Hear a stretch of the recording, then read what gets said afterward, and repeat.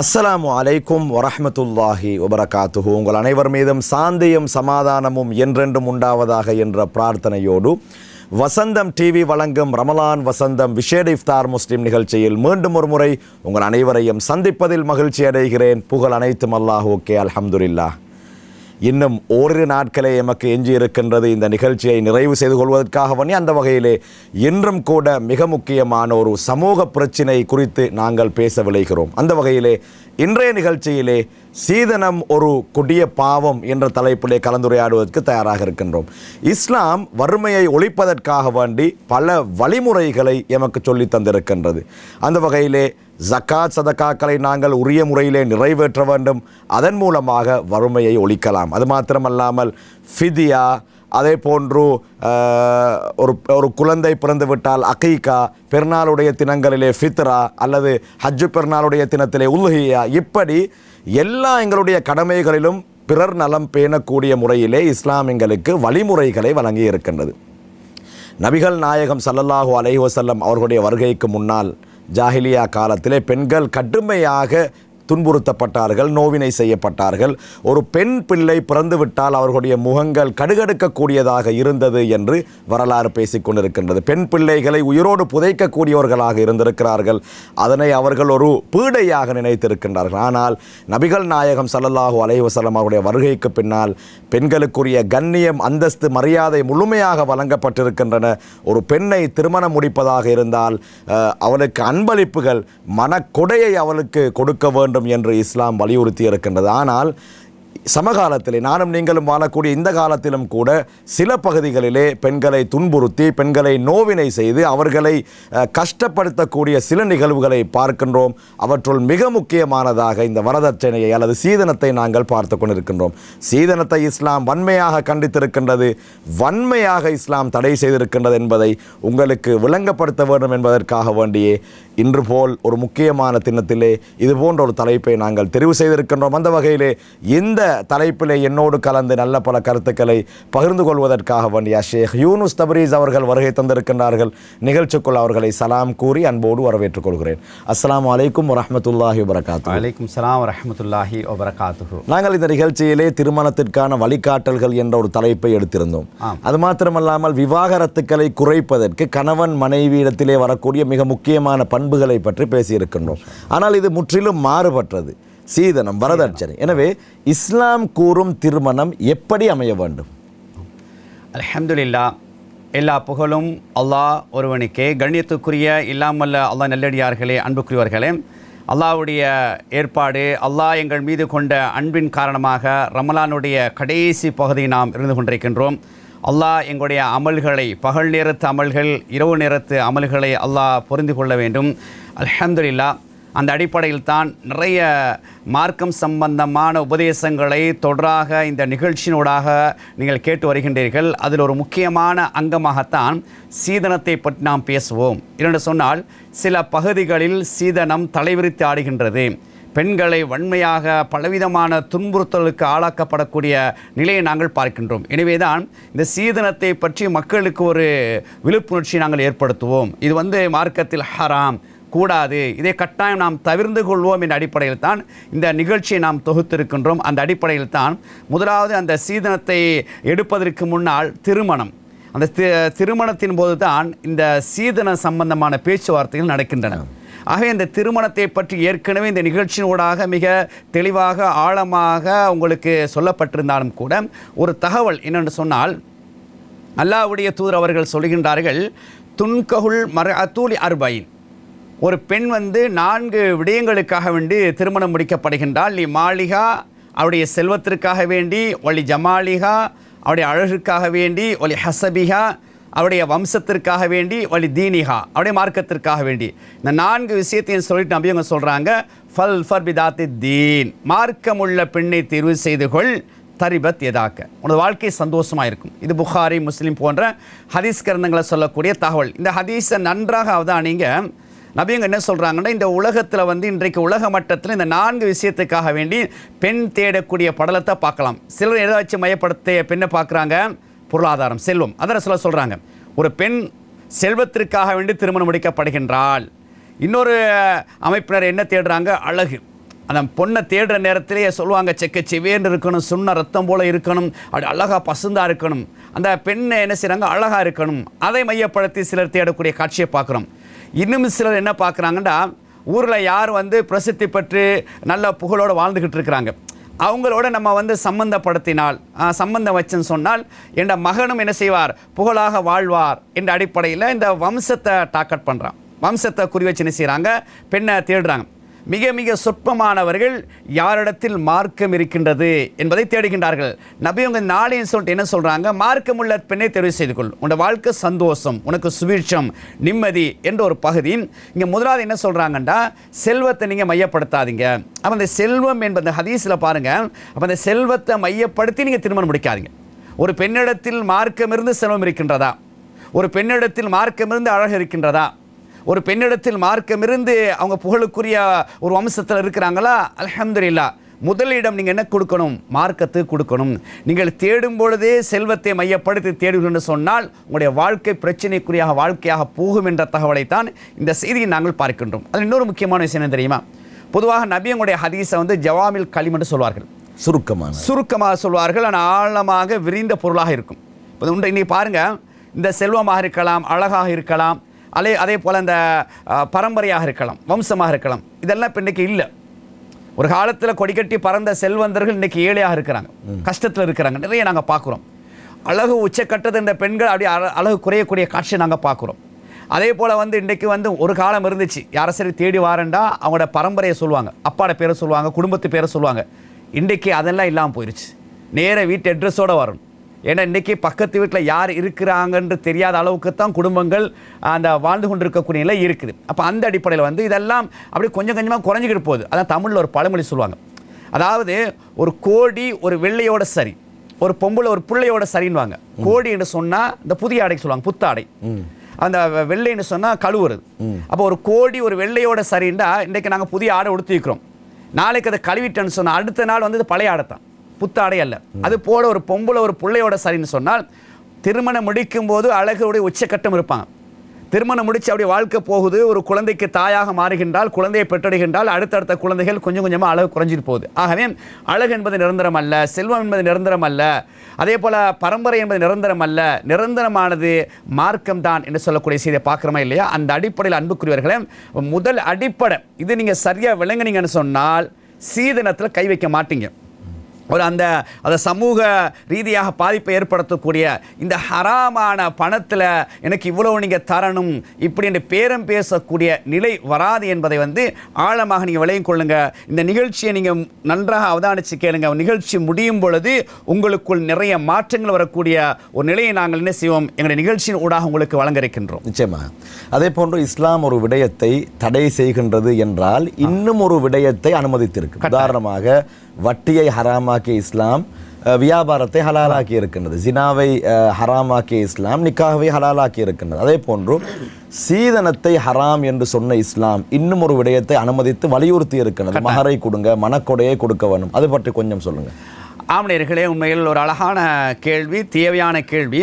மகர் எல்லாருக்கும் தெரியும், திருமணம் என்றாலே மாஷா அல்லாஹ் கடந்த காலங்களை விட இந்த காலத்தில் நிறைய லட்சக்கணக்கில் அதுக்கு பெருமதியான நகையை வாங்கி என்ன செய்கிறாங்க, மகராக கொடுக்கக்கூடிய ஒரு மறுமலர்ச்சியை நாங்கள் பார்க்குறோம். கடந்த காலம் ஒரு 101 ரூபா 1001 ரூபா கொடுத்தாங்க, இன்றைக்கு அப்படி இல்லை.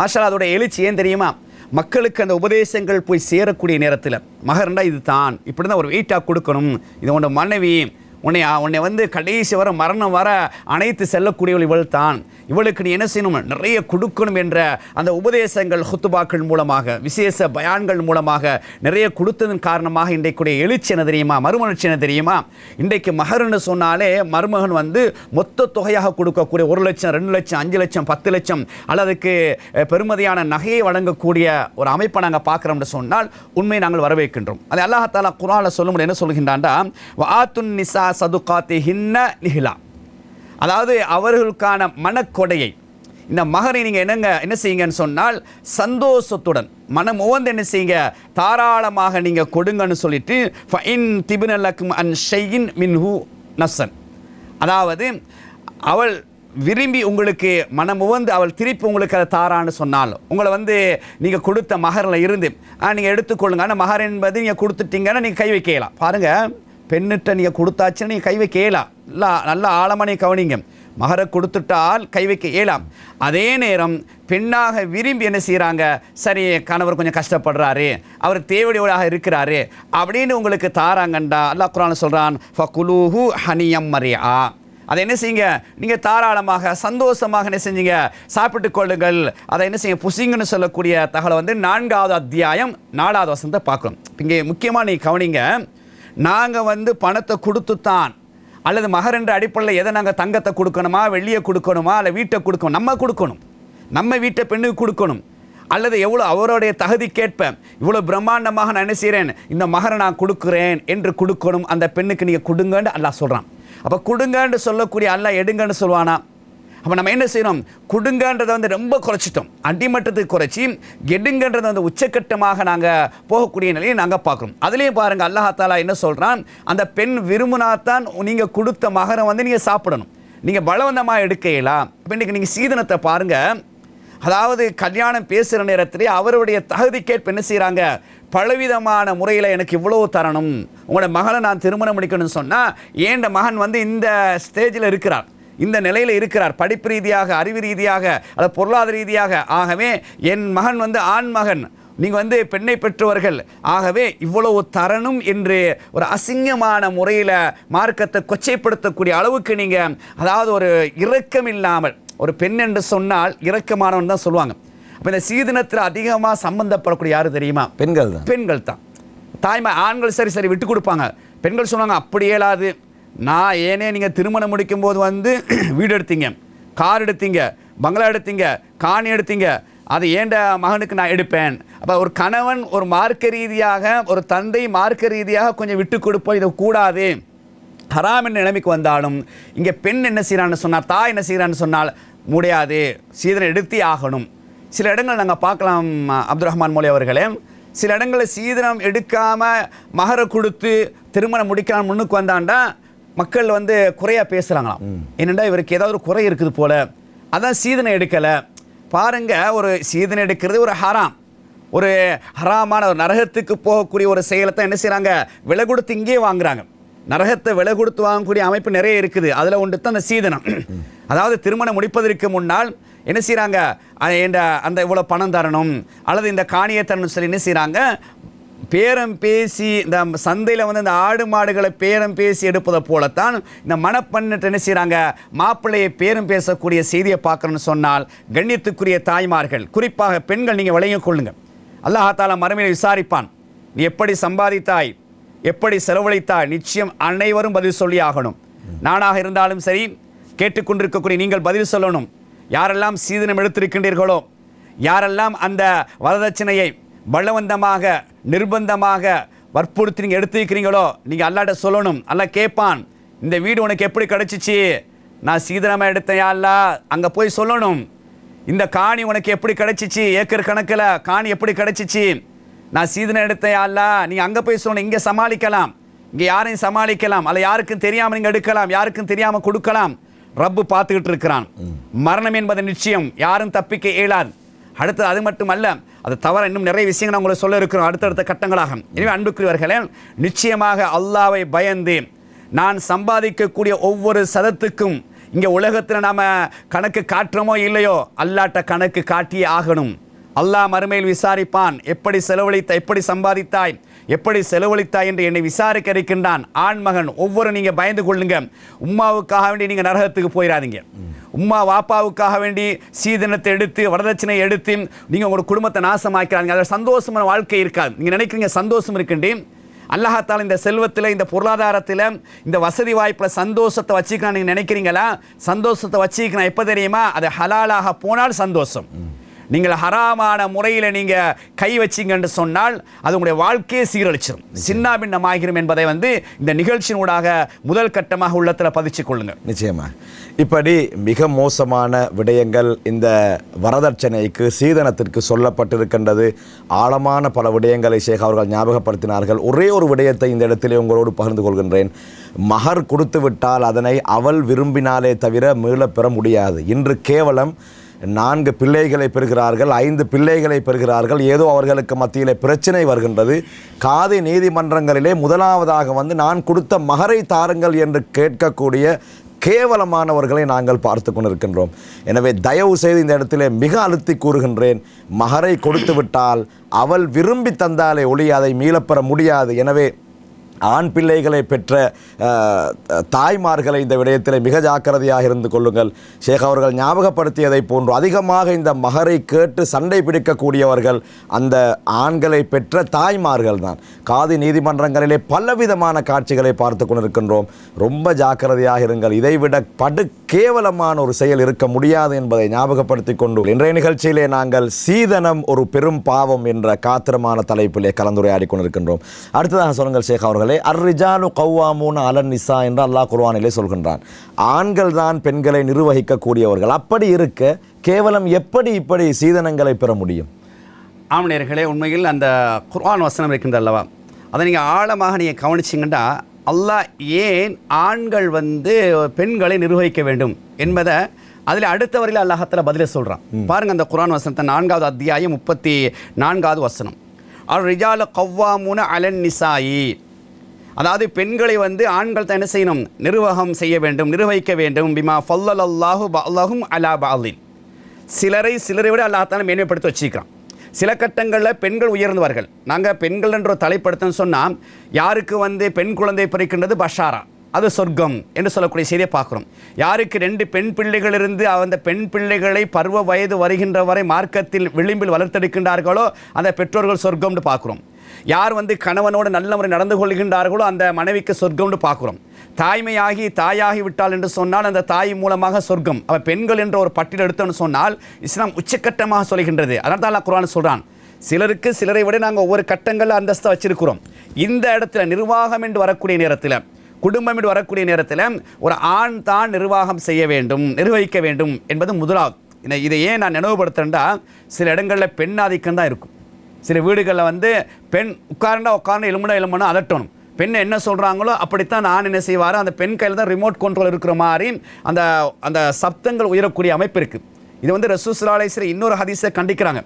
எந்த வீட்டில் பெண்ணுடைய குரல் உயர்கின்றதோ, அதாவது பெண் ஆதிக்கம் கூடுகின்றதோ, நிர்வாக ரீதியாக கூடுகின்றதோ, அந்த வீடு முசீபத் பிடிச்ச வீடு, அது அல்லாஹ்வுடைய அருள் கிடைக்காது என்று சொல்லக்கூடிய ஒரு எச்சரிக்கையை நாங்கள் பார்க்கின்றோம். அன்புக்குரியவர்களே, இந்த உபதேசங்கள் எல்லாம் உள்ளத்தில் பதிச்சுக் கொள்ளுங்கள். ஆண்களாக இருந்தாலும் சரி, பெண்களாக இருந்தாலும் சரி, நாம் திருந்த வேண்டும், திருத்தி வாழ்க்கையை அமைத்துக் கொள்ள வேண்டும் என்பதற்காக வேண்டித்தான் இந்த நிகழ்ச்சியின் மூலமாக சில உபதேசங்கள். இப்போ அல்லாஹ் ஏன் ஆண்களை நிர்வாகம் செய்ய சொல்கிறான்டா பாருங்க, வபிமா அன்ஃபகு மின் அம்வாலிஹிம், இதான் முக்கியமான விஷயம். அவர்களுடைய பொருளாதாரத்திலிருந்து செல்வத்திலிருந்து செலவழிப்பதற்காக வேண்டித்தான் ஆண்களுக்கு இந்த தலைமைத்துவ பொறுப்பு, அந்த நிர்வாகம் செய்யக்கூடிய பொறுப்பு அல்லாஹ் கொடுக்குறான். இப்போ இங்கே அல்லாஹ் என்ன சொல்கிறான், உங்களுடைய பொருளாதாரத்திலிருந்து நீங்கள் செலவழிக்கணும், பெண்ணுக்கு நீங்கள் செலவழிக்கணும். பெண்கிட்ட வாங்கி நீங்கள் என்ன செய்கிறது, ஏக்கர் கணக்கில் காணியை வாங்கி நீங்கள் அதில் சம்பாரித்து பெண்ணுக்கு கொடுக்கறது அவசியம் இல்லை. அல்லது பெண்கிட்ட ரொக்கமாக கட்டுக்கட்டாக வாங்குறது, அல்லது வாகனத்தை வாங்குறது, அல்லது எதை நீங்கள் வாங்குறீங்களோ அதை வாங்கி நீங்கள் திருப்பி கொடுக்கறது அது அசிங்கமான வேலை உண்டு. அல்லாஹ் என்ன சொல்கிறான்னா, உங்களுடைய பொருளாதாரத்தில் இருந்து நீங்கள் என்ன செய்யுங்க, செலவழிக்கணும். அதுதான் ஆண்களுக்கு சிறப்பு, அதான் ஆண்மை என்று அல்லாஹ் என்ன சொல்கிறான், நிர்வகிப்பதற்கு தகுதி என்று சொல்லக்கூடிய தகவலை நாங்கள் பார்க்குறோம்னு சொன்னால், கேவலமான முறையில், அசிங்கமான முறையில் நீ தந்தே ஆகணும், தந்தாத்தான் உன்னோட மகள் வாழுவேன். சில என்ன சொல்லுவாங்கண்டா, இப்படி கேட்குற நேரத்தில் உங்களோட மகள் தானே வாழ போகிறாங்க, சில அப்படி சமாளிக்கிறது. உங்களோட மகள் தானே வாழ போகிறாங்க, அப்போ நீ வீட்டை கொடுத்தீங்கன்னா உங்களோட மகள் சந்தோஷமாக இருப்பாங்க தானே. காரை கொடுத்தா உங்கள் மகள் அப்படி ஜாமா அப்படி என்ன செய்வாங்க, காரில் பயணம் போவாங்க தானே. நீங்கள் காணியை கொடுத்தீங்கன்னா அவர் அப்படி நல்ல விவசாயம் செஞ்சு மகள் அவங்க குடும்பம் சந்தோஷமாக இருப்பாங்க தானே என்று என்ன செய்கிறாங்க, இப்படி பின்பக்கமாக கதவை திறக்கக்கூடிய காட்சியை பார்க்கும். இப்படி அல்லாஹ் விரும்பலை. அதாவது பெண்ணிடத்தில் வசதி வாய்ப்பு இருக்குது, அதை மனமு கொடுக்குறது என்பது வேறு. அதை இந்த சஹாபாக்களுடைய வாழ்க்கையிலும் பார்க்குறோம். சில சஹாபாக்கள் கஷ்டப்படக்கூடிய நேரத்தில் சஹாபி பெண்மொழி வந்து ரசூலோட கேட்குறான், யார சொல்லலாம் இன்னார் வந்து கஷ்டப்படுறாரு, என் கணவர் கஷ்டப்படுறாரு, வசதி இல்லாமல் இருக்கிறாரு, அவருக்கு நான் சதக்கா செய்யலாமா, என்ன சொத்துலேருந்து கொடுக்கலாமா? ரசூலா சொல்லுவாங்க தாராளமாக கொடுங்கன்றாங்க. அது உங்களுக்கு நீங்கள் சதக்கா செஞ்ச நன்மை கிடைக்கும்ன்றாங்க. கணவருக்கு கொடுக்குறது அது எப்போ மனம் ஒப்பி கொடுக்கணும், பலவந்தமாக பறிச்சு எடுக்கிறது அல்ல. பலவந்தமாக பறிச்சு எடுக்கிறத வந்து இஸ்லாம் தடை செய்யுது. அது பொதுவாக அநியாயம் என்று சொல்லுது. யார் வந்து ஒரு சான் அளவு காணியை வந்து லுல்மன் அநியாயமாக அடிக்கின்றாரோ அவர் வந்து மர்மையில் வந்து அது பெரும் இருளாக வரும்னு சொல்கிறாங்க. லுல்மு லுல்மாத்தி அவங்க கியாமான்றாங்க. அநியாயம் மர்மையில் வந்து பெரும் இருளாக வரும். ஒரு சான் சொல்ல பெருசாக சொல்லலை, ஒரு சான் அளவு நீங்கள் அநியாயமாக எடுத்தால் மறுமையில் வந்து 7 பூமி அளவுக்கு அது வட்டமாக வளையமாக மாட்டப்பட்டு உங்களுடைய கழுதையில், அதாவது உங்களுடைய கழுத்தில் வந்து என்ன செய்யப்படும், மாட்டப்படும் என்ற தகவலை நாங்கள் எச்சரிக்கையாக பார்க்குறோம்னு சொன்னால் அநியாயமாக நீங்கள் எடுக்கிறீங்க. பெண் வீட்டாரத்திலிருந்து அநியாயமாக கூலி பேசி இவ்வளவு தர வேண்டும் என்று எடுக்கக்கூடிய நீங்கள் அது அநியாயம், மறுமையில் வந்து அதை நீங்கள் சுமக்க வேண்டிய வரும் என்பதைத்தான் நாங்கள் பார்க்குறோம். எனவே அன்புக்குரிய ஆண்கள் நீங்கள் விளையும் கொள்ளுங்கள். நான் சம்பாதிக்கிறேன், ஆண்மகன் அல்லாஹ் எனக்கு அந்த சக்தியை தந்திருக்கின்றான், உழைக்கக்கூடிய ஆற்றலை எனக்கு தந்திருக்கின்றான், திறமையை தந்திருக்கின்றான், எனக்கு அல்லாஹ்தான் நல்ல ஆரோக்கியத்தை தந்திருக்கிறான், நான் ஏன் பெண்ணுக்கு ஒரு அடிமையாக நான் இருக்க வேண்டும்? அதாவது அவங்கள்ட்ட நான் எடுத்து அதை நான் என்ன செய்யறது, அவங்களுக்கே செலவழிக்கணும், அப்போ எடுக்கக்கூடாது, அது ஹராம், அது கூடாது, மற்றவங்களுடைய சொத்து எனக்கு தேவையில்லை. பெண் வீட்டுக்காரங்க வந்து அவங்களுக்கு சொத்து ரீதியாக வருது, அதை நீங்கள் எடுக்கலாம், அது பெண்ணுக்கு போய் சேரும். அப்போ அந்த பெண்ணுக்கு சேர்ற நேரத்தில் அவங்க கொடுப்பாங்க. அல்லது வந்து ஆரம்பத்திலேயே பெண்களுக்கு அன்பளிப்பாக கொடுக்குறாங்களா, அதாவது திருமணம் முடிப்பதற்கு முன்னாவே என்ன செய்வாங்க, 2 ஆம்பளை இருப்பாங்க, 2 பெண்கள் இருக்கிறாங்களா, அப்போ அன்பளிப்புண்டு வார நேரத்தில் அது ஆண்களுக்கும் பெண்களுக்கு சமமாக கொடுக்கணும். அப்படி கொடுக்கப்பட்டது அதுவும் பெண்களுக்கு உரித்து தான், நீங்கள் கேட்கலாம், அது அவங்களுக்கு உரித்தானது, அவங்கள விரும்பினா என்ன செய்யலாம், உங்களுக்கு தரலாம். அது இல்லாமல் உங்களோட மகளை நான் திருமணம் முடிக்கணும்னு சொன்னால் இவ்வளவு தர வேண்டும் என்று நீங்கள் என்ன செய்ய வற்புறுத்துவீங்க என்று சொன்னால் அது அநியாயம், அது ஹராம், இந்த குர்ஆன் வசனத்துக்கு மாற்றும் என்பதை என்ன செய்யுங்க, தெளிவாக விளங்கிக் கொள்ளுங்கள். நிச்சயமாக. எனவே இஸ்லாம் ஒருபோதும் வரதட்சணையை, சீதனத்தை அனுமதிக்கவே இல்லை என்பதை நாங்கள் மிகவும் அழுத்தமாக ஞாபகப்படுத்திக் கொள்கின்றோம். நானும் நீங்களும் வாழக்கூடிய இந்த காலகட்டத்திலே படுபயங்கரமான மோசமான நிகழ்வுகளை எல்லாம் கேள்விப்படுகின்றோம். ஓரிரு குழந்தைகளை பெற்றெடுத்ததற்கு பின்னாலும் கூட கணவன் அடித்து துன்புறுத்தி மனைவியை தாய் வீட்டுக்கு விரட்டக்கூடிய காட்சி. ஏன் நீ உனக்கு வர வேண்டிய சீதனத்தை இன்னும் அவர்கள் எனக்கு தரவில்லை, அதனை கேட்டுக்கொண்டு வா என்று சொல்லக்கூடிய பல நிகழ்வுகளை நாங்கள் பார்த்து கொண்டிருக்கின்றோம், நாளாந்தம் கேள்விப்பட்டு கொண்டே இருக்கின்றோம். அவர்கள் அல்லாஹுவை பயந்து கொள்ளுங்கள், அல்லாஹுடைய பிடி மிக மோசமானது என்பதை மீண்டும் ஒரு முறை ஞாபகப்படுத்தி கொண்டு இன்றைய நிகழ்ச்சியிலே நாங்கள் சீதனம் ஒரு கொடிய பாவம் என்ற காத்திரமான தலைப்பிலே மற்றும் ஒரு சமூகம் சார்ந்த ஒரு பிரச்சனையை கலந்துரையாடி கொண்டிருக்கின்றோம். அந்த வகையில் அடுத்ததாக சொல்லுங்கள், அல்லாஹ் குர்ஆனிலே சொல்கின்றான், நாங்கள் உங்களுடைய ஜோடியை உங்களிலிருந்தே நாங்கள் படைத்திருக்கின்றோம் என்று அல்லாஹ் சொல்கின்றான். அதாவது உலகத்திலே ஒருவரை படைக்கக்கூடிய நேரத்திலே அவர்களுக்குரிய துணையை அல்லாஹ் படைத்து விட்டான். இப்படி இருக்க அல்லாஹ் படைத்த துணைவி, அல்லாஹ் படைத்த துணை அல்லது அல்லாஹ் படைத்த கணவன்மார்களுக்கு தான் மிக முக்கியமான விடயம், அவர்களுக்காக வேண்டி படைக்கப்பட்ட அந்த மனைவி இடத்திலேயே இருந்து சீதனத்தை கேட்கின்றார்கள். இது எந்த விதத்திலே நியாயம்? ஆம், உண்மையில் அப்துல் ரஹ்மான் மௌலவி அவர்களே ஒரு கொடுமைன்னு தான் சொல்லணும், கொடுமையிலும் கொடுமைன்னு தான் சொல்லணும். ஏன்னு சொன்னால் அல்லாஹ் குர்ஆன் சொல்கிறான் பாருங்க, ஒமின் ஆயாத்திஹி அன் ஹலக்கலக்கும் மின் அன்ஃபுசிக்கும் அஸ்வாஜா, அதாவது உங்களிலிருந்தே உங்களுக்கான ஜோடியை நாம் படைத்திருப்பதில் ஒரு அத்தாட்சி இருக்குது. அது அல்லாஹ் அத்தாட்சின்னு சொல்லி காட்டுறான். நீங்கள் சந்தோஷப்படணும், ஏண்ட மனைவி என் மூலமாக படைக்கப்பட்டிருக்கின்றால் அல்லாஹ் குர்ஆன் சொல்லுகின்றான் என்ற செய்தியை வந்து 30வது அத்தியாயம் 21வது வசனம், 30வது அத்தியாயம் 21வது வசனத்தால் என்ன சொல்கிறான்டா, உங்களுக்கான ஜோடியை உங்களிருந்தே படைத்திருக்கின்றோம். அதாவது ஒரு பெருமிதம் அடையணும் ஆண், அடே நான் கல்யாணம் முடிக்க போகிற பெண் வந்து அல்லாஹ் எனக்கு ஏற்கனவே தீர்மானிச்சிட்டான், ஏற்கனவே என் மூலமாக உருவாக்கிட்டான், நான் அந்த பெண்கிட்ட போய் நான் கையேந்திரனே, அந்த என் மனைவிட்ட போய் சொந்த மனைவியாக போகிறாங்க, இருந்தாலும் ஒரு பேச்சுவார்த்தை ஒரு வழிகாட்டி ரசூலை காட்டிக்கிறாங்க, நீங்கள் அடைகிறது இப்படித்தான் அடையணும் என்ற அடிப்படையில். அப்போ நீங்கள் யோசிச்சு பாருங்கள், இப்போ நீங்கள் திருமணம் முடிச்சிட்டீங்க, திருமணம் முடிச்சு வாடுங்க இல்லையா, அந்த பெண் உங்களுக்கு எவ்வளோ சேவை செய்து யோசிச்சு பாருங்க. உண்மை வீட்டு வேலை அனைத்தையும் காலையிலிருந்து மாலை வரை நீங்கள் யோசிச்சு பாருங்க. உங்களுக்கு சமைச்சது காலையில் அதிகாலை டீ ஊற்றி தாரதில் இருந்து இரவு தூங்குற வரைக்கும் செய்யக்கூடிய சேவையை கொஞ்சம் பட்டியல் போட்டு பாருங்க. அந்த பெண்கிட்ட போய் நீங்கள் கையேந்திரீங்களே, எனக்கு இவ்வளோ தாங்கன்னு கொஞ்சம் யோசிச்சு பாருங்க. உங்களோட உடுப்பை கழுவுறது, அதே போல் சமைச்சு தாரது, உங்களோட குழந்தையை சுமக்கிறது, அதுக்கு நீங்கள் பணம் கொடுக்கணும். அந்த பெண்ணை நீங்கள் திருமணம் முடிக்கிறீங்க இல்லையா, ஏன் தெரியுமா, உங்களுக்கு ஒரு சந்தோஷம், அடுத்து உங்களுக்கு தான் புகழ். அந்த குழந்தை பெரியவர் ஆகி வளர்ந்து வரக்கூடிய நேரத்தில் நிறைய பதவிகள் பட்டங்கள் பெற நேரத்தில் யாருடைய பேரை சொல்லுவாங்க? இன்னாருடைய மகன் தான் சொல்லுவாங்க. இன்னாருடைய மகன். பெண்ணை எப்பயுமே அதிகமாக சொல்கிறதே கிடையாது. 199% உம்மாவை பேசி சம்மந்தப்பட்டு பேசுகிறதே இல்லை.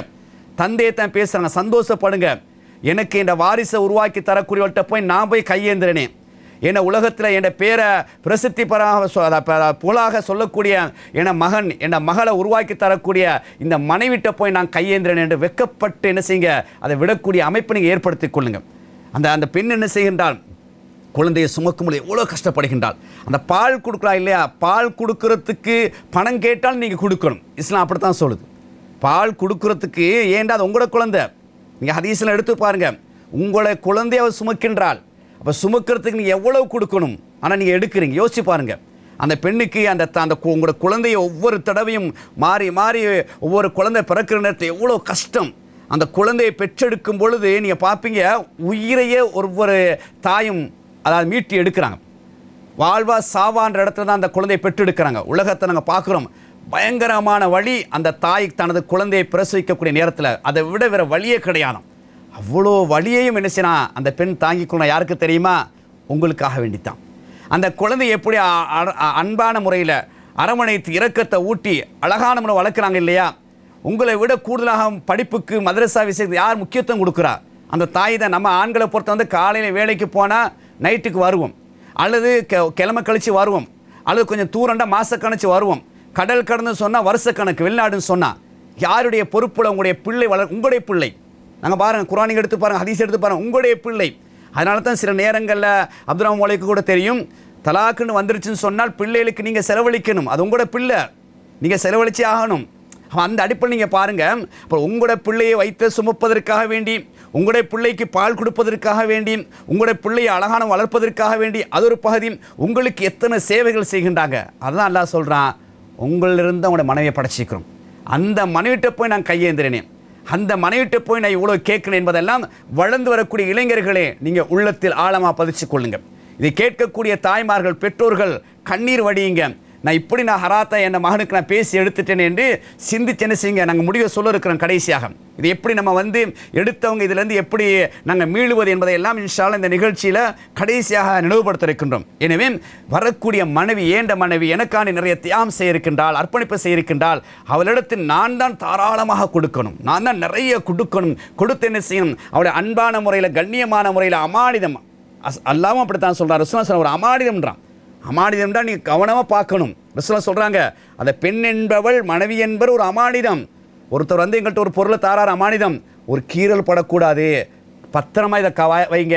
அவரை எப்போ கேட்குறாத கொடுக்கணும், அல்லது இத்தனை நாள் கழித்து கேட்டிருக்கிறாரு, அமானிதத்தை பேணி பாதுகாக்கணுமா இல்லையா? அல்லாவும் அல்லாவுடைய தூதரும் மனைவியை பற்றி சொல்கிற நேரத்தில் அந்த பெண் என்பவள், மனைவி என்பவள் ஒரு அமானிதம், ஒரு கீறல் படக்கூடாது. அதனால தான் சொல்கிறாங்க, 4 பேருக்கு மற்ற நீங்கள் அசிங்கமாக ஏசாதீங்க, அடிச்சிடாதீங்க. அப்படியே அடித்தாலும் கூட லேசாக அடித்து கொள்ளுங்க. 4 பேருக்கு முன்னாடி கேவலப்படுத்திடாதீங்க. உங்களோட மனைவியை அதாவது மானசீக ரீதியாக துன்புறுத்தாதீங்க. நாங்கள் சொல்கிற பார்க்குறோமா இல்லையா? வார்த்தை ரீதியாக கூட நோகடிக்கக்கூடாது. பணத்தை எடுத்து நோகடிக்கிறீங்களே, சொத்துக்களை காணிகளை எடுத்து நோகடிக்கிறீங்களே, எந்த அளவுக்கு கொடுமையிலும் கொடுமைன்னு பாருங்க. எனவே தான் உங்களது மனைவிக்கு நீங்கள் என்ன செய்யுங்க, நிறைய இரக்கம் காட்டுங்கள், அன்பு காட்டுங்கள்னு சொல்லக்கூடிய தகவலை நாங்கள் பார்க்கின்றோம். நிச்சயமாக இந்த இடத்துல இன்னும் ஒரு மிக முக்கியமான விடயத்தை ஞாபகப்படுத்தியாக வேண்டும். சில போது ஆண்கள் அவர்கள் வேறு வழி இல்லாமல் இதனை எடுக்கின்றார்கள். அதற்கான காரணம் யார் என்று கேட்டால் பெற்றோர்கள். சொத்துக்களை பிரிக்கக்கூடிய நேரத்திலே ஆண்களுக்கு இஸ்லாம் சொல்கின்றது 3இல் 2 கொடுக்க வேண்டும், பெண்களுக்கு 3இல் 1 கொடுக்க வேண்டும். ஆனால் சில போது பெற்றோர்கள் ஹயாத்தோடு இருக்கும் போதே அவர்கள் சொத்துக்களை எப்படி எழுதுகிறார்கள், முழுமையாக பெண்களுக்கு எழுதிவிடுகிறார்கள். அப்போது இந்த ஆண்மகன் எங்கே போவது? அவனுக்கு வேறு வழி இல்லை.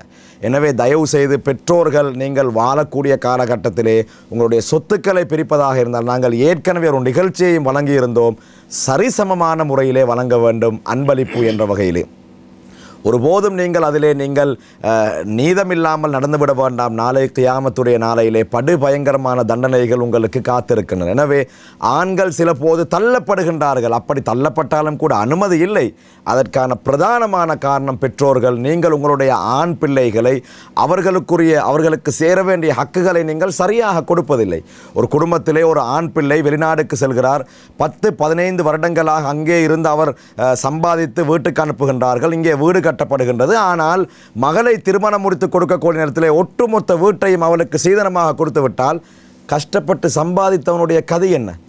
இதை யார் சிந்திக்க வேண்டும்? எனவே இந்த விடயத்திலே பெற்றோர்கள் ரொம்ப ஜாக்கிரதையாக நடந்து கொள்ளுங்கள் என்பதை ஞாபகப்படுத்திக் கொண்டு இன்றைய நிகழ்ச்சியிலே ஒரு ஆழமான தலைப்பிலே நாங்கள் கலந்துரையாடி கொண்டிருக்கின்றோம். சீதனம் ஒரு கொடிய பாவம் என்பதுதான் இன்றைய எங்களுடைய தலைப்பு பொருளாக அமைந்திருக்கின்றது.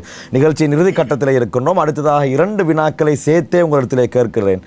முதலாவது வினா, அதாவது இந்த சீதனம் எடுப்பதை தடுப்பதற்கு சமூக ரீதியாக அல்லது தனிமனித ரீதியாக நாங்கள் எவ்வாறான முயற்சிகளை செய்ய வேண்டும்? ஏனென்றால் இது ஒரு சமூக பிரச்சனை. எனவே இது என்னை தடுப்பதற்கு நாங்கள் எடுக்க வேண்டிய வழிவகைகள் என்ன? இரண்டாவது வினா, ஒருவர் இப்போ இந்த நிகழ்ச்சியை பார்த்து கொண்டு இருக்கிறார். அவருக்கு கவலை வருது, நான் எடுத்துட்டேனே, இப்போ நான் என்ன செய்யலாம்? இப்படி ஒரு கவலை வரக்கூடியவர் அவர் எப்படி தௌபாவுக்கான ஏற்பாடுகளை செய்ய வேண்டும்?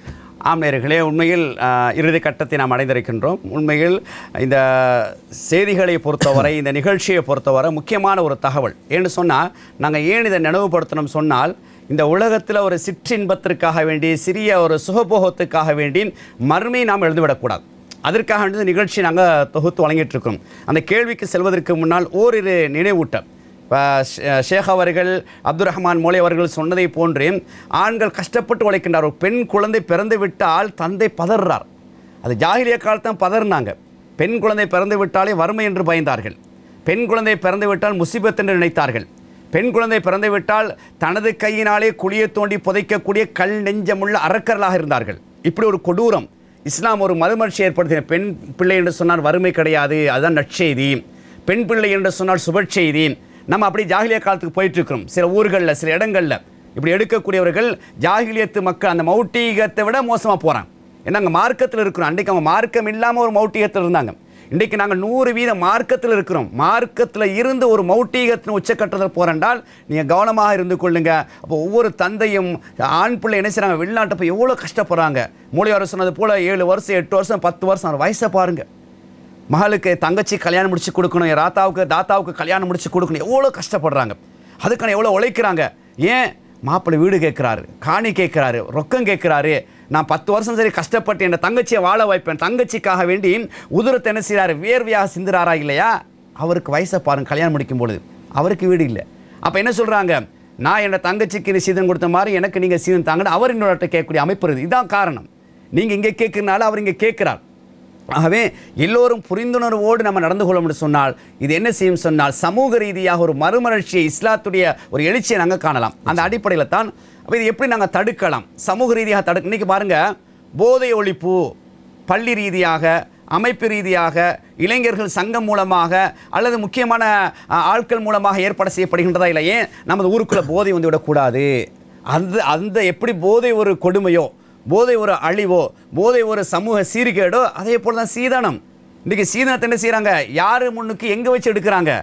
பள்ளி அல்லாஹ் உலகத்திலே சிறந்த இடம் என்று எதை நபி அவங்க உறுதிப்படுத்தினாங்களோ அந்த பள்ளியில் இருந்து எல்லா சபையோர் சாட்சியாக நீங்கள் யோசிச்சு பாருங்கள். எல்லாரும் நீங்கள் பதில் சொல்லணும். குறிப்பாக வந்து அந்த நிக்காவை நடத்தக்கூடிய உலமாக்கள் முன்னுக்கு நிற்கிறாங்க, பயானுக்கு போகிறாங்க. நிக்கா என்பது ஒரு இபாதத். நிக்கா சாதாரண சும்மா சடங்கு சம்பிரதாயம் அல்ல. நிக்கா என்பது ஒரு இபாதத், ஒரு வணக்கம். அந்த வணக்கத்தை பள்ளியிலேருந்து செய்கிறீங்க, அல்ஹம்துலில்லாஹ். அதில் முக்கியமான இடத்துலேருந்து செய்கிறீங்க. சூழல் இருக்கக்கூடிய கொஞ்சம் சிந்திங்க, இந்த நிக்கால எனக்கு கலந்து கொள்ள முடியுமா முடியாதா? இதில் வரதட்சணை எடுக்கப்பட்டிருக்கின்றது, நான் கலந்து கொண்டால் நானும் பதில் சொல்லணும் என்ற அடிப்படை என்ன செய்யுங்க, பயந்து அதில் கலந்து கொள்ளக்கூடிய அமைப்பு இருக்கணும். அதில் இன்னொரு வருத்தமான விஷயம் என்ன தெரியுமா ஷேக் அவர்களே, மௌலிமார்களும் எடுக்கிறாங்க. சில மௌலிமார்கள் என்ன செய்கிறாங்கண்டா, அது எங்களோட ஊர் வளமை. அது ஊர் வளமையெல்லாம் மார்க்க வளமையாக ஆகாது. மார்க்கம் என்பது ஒரு வளமையாக வாழையடி வாழையாக அல்லாவுடைய தூதற்றிலிருந்து வந்திருக்குது. சில எங்களோட ஊர் வளமாக நாங்கள் எடுக்கிறோம் என்று சில மௌலிமார்கள், படித்தவர்கள், புத்திஜீவிகளில் கை வைக்கிறீங்கன்னு சொன்னால் அல்லாவை பயந்து கொள்ளுங்க முதலாவது. அடுத்ததாக அப்போ இதை நாங்கள் எப்படி தடுக்கலாம் என்றால், பள்ளி நிர்வாகங்கள் முன்னுக்கு வாங்க. யாரெல்லாம் சீதனம் எடுத்து திருமணம் முடிக்கின்றார்களோ அவர்களுக்கு நாங்கள் பள்ளியில் இடம் தர மாட்டோம். ரிஜிஸ்டர் இங்கே வச்சு எழுத இயலாது. அப்படி ஒரு சட்டத்தை நீங்கள் கொண்டு வாங்க. முதலாவது நிறைய நீங்கள் கொண்டு வரீங்களா இல்லையா? இந்த ஊரில் யார் வந்து சாராயம் குடிக்கிறாங்களோ அல்லது போதையை பயன்படுத்துகிறாங்களோ அவங்க நாங்கள் ஊர் தள்ளி விலக்கு வைப்போம் எல்லாம் நீங்கள் சொல்கிறீங்களா இல்லையா? இப்படி ஒரு சட்டத்தை கொண்டு வாங்க. இதுவும் ஒரு சமுதாய வன்கொடுமை. இது சீதனத்தால் ஒரு பெரிய ஒரு பாவத்தின் மக்கள் போகிறாங்க, தெரியாமல் போகிறாங்க, புனிதமாக பள்ளிக்குள்ளே செய்கிறாங்க. ஆகவே நீங்கள் ஒரு சட்டத்தை கொண்டு வாங்க. அதாவது இந்த யார் சீதனம் எடுத்து வரதட்சணை எடுத்து பெண்ணிடத்தில் கையேந்தி எடுத்து அந்த திருமணத்தை பள்ளியில் நடத்துகிறாங்களோ அவங்களுக்கு இங்கே இடம் இல்லை. முதலாவது. ரெண்டாவது, நீங்கள் ஊர் மக்களுக்கு அறிவிச்சிடணும், இவங்க சீதனம் எடுத்து திருமணம் முடிப்பதன் காரணமாக இதில் யார் நீங்கள் கலந்து கொள்ளாதீங்க. ஏன்னா நீங்கள் நன்மையை தீமையை தடுப்பது உங்களோட கடமை. இது அடுத்து முக்கியமாக மௌலிமார்கள் விலகிக் கொள்ளணும். நீங்கள் தான் முன்னுக்கு திருமணத்தை முடிச்சு வைக்கிறீங்க, மெம்பர்லேருந்து ஹுத்பா ஓதுறீங்க. ஆனால் உங்களோட பகுதியில் சீதனம் தலைவிரித்து ஆடக்கூடிய பகுதிகள் அப்படியான ஹுத்பா நாங்கள் கேட்கறதுக்கு கடினம், மிக குறைவு. காரணம் என்ன? நீங்களும் வாங்கியிருக்கிறீங்க, அதனால் உங்களுக்கு பேச இயலாது. மெம்பர்லேருந்து பேசினா கீழே இருந்து பேசிடுவாங்க. நீங்கள் வீடு வாங்கியிருக்கிறீங்க, நீங்கள் வந்து காணியை வாங்கி என்ன செஞ்சிருவாங்க, மெம்பரை விட்டு இறங்கினோடனே உங்களுக்கு 4 பேர் வந்து சூழ்ந்து கொள்வாங்க. அதனால் மௌலிமார்கள் பேசியெல்லாம் இருக்கிறாங்க. இன்னும் அன்புக்குரியவர்களை யாராக இருந்தாலும் கண்ணியத்துக்குரிய உலமாக்களே, உங்களுடைய பொறுப்பு ஒன்று இருக்கின்றது, உங்களுடைய கடமை ஒன்று இருக்கின்றது. எங்களுக்கு சில ஓரிரு விஷயம் மட்டும்தான் இந்த உலமாக்களுக்கு கடமை என்று நீங்கள் விளங்கிக் கொள்ளக்கூடாது. இதெல்லாம் முக்கியமான கடமை. ஒவ்வொரு ஊர்களிலும் தெரு தெருவாக வீதி வீதியாக வீடு வீடாக நீங்கள் பிரச்சாரம் செய்வது, இதை தடுப்பது உங்களுடைய கடமை. அதே போல் நிறைய அமைப்புகள் இருக்கிறாங்க. அவங்க அந்த அநாத பிள்ளைகளுக்கு உதவி செய்கிறது, விதவைகளுக்கு உதவி செய்கிறது, ரமலானுக்கு உதவி செய்கிறது, ஹஜ்ஜுக்கு உதவி செய்கிறது, நல்ல விஷயம். அதோட இந்த விஷயங்களில் ஈடுபடுங்க. இப்படியான விஷயங்களை ஈடுபட்டு என்ன செய்யுங்க, இதெல்லாம் கூடாது, இந்த ஹராம் நரகத்துக்கு போகிற விஷயம், பெண்ட்டை நீங்கள் பலவந்தமாக என்ன செய்யக்கூடாது, பறித்து எடுக்கக்கூடாது என்ற அடிப்படையில் என்ன செய்யுங்க. இப்படி பள்ளி ரீதியாக, அமைப்பு ரீதியாக, சங்கம் ரீதியாக, உலமாக்கள் ஹுத்துபாக்கள் மூலமாக பல ரீதியாக இதுக்கு நாங்கள் வேலி போட்டோம்னு சொன்னால் நிச்சயமாக மறுமலர்ச்சி நாங்கள் எதிர்பார்க்கலாம். இல்லை என்று சொன்னால் நிறைய பெண்களை நாங்கள் இழக்க வேண்டிய வரும். நீங்கள் பாருங்கள், இன்றைக்கி இந்த இதுக்காக வேண்டிய சில இளம் பெண்கள் வெளிநாட்டுக்கு போகிறாங்க. ஹராமா இல்லையா? ஒரு பெண் மகரம் இல்லாமல் வேலைக்கு போகிறதே கூடாது. கல்யாணம் முடிச்சதுக்கு பிறகும் போகிறாங்க, கல்யாணம் முடிக்க முந்தையும் போகிறாங்க. இதுக்கெல்லாம் யார் காரணம்? பள்ளி நிர்வாகம். நீங்கள் யோசிங்க, உங்களோட ஊர்லேருந்து ஒரு பெண் வேலைக்கு போகிறான்னு என்ன காரணம்? உலமாக்களையும் யோசிங்க, அமைப்புகளை வச்சிருக்கவங்க நீங்கள் யோசிங்க. உங்களோட பகுதியிலிருந்து ஒரு பெண் வந்து இளம் பெண் அல்லது திருமணம் முடித்த பெண் வந்து வேலைக்கு போகிறதே ஹராம் வெளிநாட்டுக்கு. அதாவது மகரமெல்லாம் போகலாம், வருஷ கணக்கில் போகிறாங்க, அனுப்பி வைக்கிறாங்க நிறைய ட்ரோல்ஸ்மார்கள். அவங்க யோசிக்கணும், ஹராத்தை நம்ம சம்பாதிக்கணும்னு சொல்லி அவங்கள அனுப்பி வச்சா எங்களுக்கு லட்சமாக பணம் கிடைக்குது. என்ன செய்கிறாங்க, இந்த நிறுவனங்களை அனுப்பி வைக்கிறாங்க. அவங்களும் அல்லாஹ் பயந்து கொள்ளணும். அப்போ இவங்க நீங்கள் இதை தடுக்கக்கூடிய அமைப்பில் ஏற்படுத்துங்க. அதே நேரம் இறுதியாக ஷேக் அவர்கள் கேட்டதை போன்று சில நேரங்களில் இந்த உபதேசம் உடைய உள்ளத்தை தொற்றிருக்கலாம். அடே, நான் இவ்வளோ சீதனை எடுத்துட்டேனே, இப்போ நான் என்ன செய்கிறது, நான் நரகத்துக்குரிய நான் போயிடக்கூடாது, மறுமையில் இந்த உலகத்தை நான் என்னை திருத்திக் கொள்ள வேண்டும், சீர்படுத்திக் கொள்ள வேண்டும் என்ற ஒரு கவலை உங்களுக்கு இருக்கலாம். அந்த அடிப்படையில் நீங்கள் என்ன செய்யுங்கன்னு சொன்னால், இப்போ நீங்கள் எடுத்துட்டீங்க தானே, இப்போ நீங்கள் யோசிக்கிறீங்க, எடுக்கிற நேரத்தில் உண்மையாக உங்களுக்கு மார்க்க அறிவு இல்லை, அல்ல அதனை பற்றிய சிந்தனை இல்லை, ஏதோ எடுத்துட்டீங்க ஹைர், இருந்தாலும் இப்போ நீங்கள் யோசிக்கிறீங்க, இதை நீங்கள் திருப்பி கொடுத்துருங்க. எதை நீங்கள் எடுத்தீங்களா, வீட்டை எடுத்தீங்களா, காணி எடுத்தீங்களா, வாகனத்தை எடுத்தீங்களா, ரொக்கமாக எடுத்தீங்களா, எவ்வளோ எடுத்தீங்க, உங்களுக்கு முழுசாக கொடுக்க என்னமா கொடுத்துருங்க. அல்லது என்ன செய்யுங்க, கொஞ்சம் கொஞ்சமாக அவங்கள்ட்ட பேசி என்ன செஞ்சுருங்க, அவங்களோட குடும்பத்திட்ட கொடுக்கக்கூடிய அமைப்பை ஏற்படுத்துங்க. அம்மாட்டையோ வாப்பாட்டையோ, சில நேரம் வாப்பா அம்மா மௌத்தாக இருக்கலாம், அது அவங்க குடும்பத்துக்கு சேர்ந்து அவங்களோட பணம் தான் அது. இப்போ 4 பேர் இருக்கிறாங்க என்றால் அந்த பணத்தை 4 பேருக்கு பங்கு வச்சு கொடுக்கக்கூடிய அளவுக்கு என்ன செஞ்சுருங்க, அதை நீங்கள் திருப்பி கொடுத்துட்டீங்க என்றால் உங்களுடைய ஈமானை பாதுகாக்கிறீங்க, உங்களை பாதுகாக்கிறீங்க, நரகத்தை விட்டும் பாதுகாத்து அல்லாஹ்வை பயந்ததற்காக வேண்டி அல்லாஹ் உங்களுக்கு இந்த உலகத்திலே வாழ்க்கை சுவீட்சமாக பொருளாதாரத்தை வளர்த்து தரதோட உங்களோட குடும்பத்தின் நிம்மதியை தருவான். மறுமையில் அல்லாஹ்வுடைய அருளை பெற்று சொர்க்கம் செல்லக்கூடிய பாக்கியம் கிடைக்கும். எனவே எதையெல்லாம் மார்க்கமாக படித்தோமோ, கேட்டோமோ, விளங்கினோமோ அதையெல்லாம் உள்ளத்தில் இருத்தி வாழ்க்கையில் நடைமுறைப்படுத்துவதற்கும் கடைசி நேரத்தில் கடன் இல்லாத நிலையில் லா இலாஹ இல்லல்லாஹ் என்ற கலிமாவை சொன்ன அல்லாஹ் தஆலா நம் அனைவரும் மரணிக்க செய்வானாக. நிச்சயமாக. இப்படி இறுதியாக ஒரு ஆழமான விடயத்தை ஷேக் அவர்கள் ஞாபகப்படுத்தி இருக்கின்றார்கள். எனவே இன்னும் தயக்கம் வேண்டாம், இன்னும் உங்களுக்கான அவகாசம் இருக்கின்றது.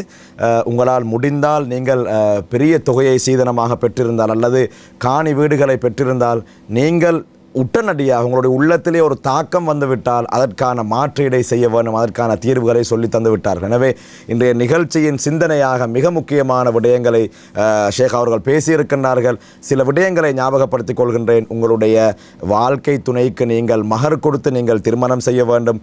சீதனத்தை நீங்கள் அதன் பக்கமே நெருங்க மாட்டேன் என்ற உறுதியான நியத்தை வைத்துக் கொள்ளுங்கள். இளைஞர்களே, உங்களுடைய பெற்றோர்கள் இதற்கு தடையாக இருந்தால் நீங்கள் தயவு செய்து அவர்களுக்கு தெளிவுபடுத்தி உலமாக்கல் மூலமாக அவர்களுக்கு விளங்க வைத்து நீங்கள் உங்களுடைய முடிவை மாற்றிக்கொள்ள வேண்டாம். அதே போன்று கொடுத்த மகரை மீளப் பெறக்கூடிய கேவலமான செயலை செய்யக்கூடியவர்களே, இந்த விடயத்திலே மிக ஜாக்கிரதையாக இருந்து கொள்ளுங்கள். மகரை கொடுத்து விட்டால் பலவந்தமாக அதனை மீளப் பெற முடியாது, அதற்கான எந்த ஆதாரமும் இல்லை என்பதை இன்றைய நிகழ்ச்சியிலிருந்து மிகவும் அழுத்தமாக ஞாபகப்படுத்தி கொண்டு இன்றைய நிகழ்ச்சியை நிறைவு செய்து கொள்கின்றோம். சிரமம் பாராது இன்றைய தினமும் கூட எங்களுடைய கலையகத்திற்கு வந்து நல்ல பல கருத்துக்களை என்னோடு பகிர்ந்து கொண்ட அஷேக் யூனுஸ் தப்ரீஸ் அவர்களுக்கு நன்றிகளை தெரிவித்துக் கொள்கின்றேன். ஜஸாக்குமுல்லாஹு கைரன். இந்த அளவில் இன்றைய ரமலான் வசந்தம் விசேட இஃப்தார் முஸ்லிம் நிகழ்ச்சி நிறைவுக்கு வருகிறது. உதவி தயாரிப்பாளர் முகமது அஃப்னாஸுக்கு நன்றிகளை கூறிக்கொண்டு விடைபெற்றுக் கொள்கிறேன். அஸ்ஸலாமு அலைக்கும் வரஹ்மத்துல்லாஹி வபரகாத்துஹு.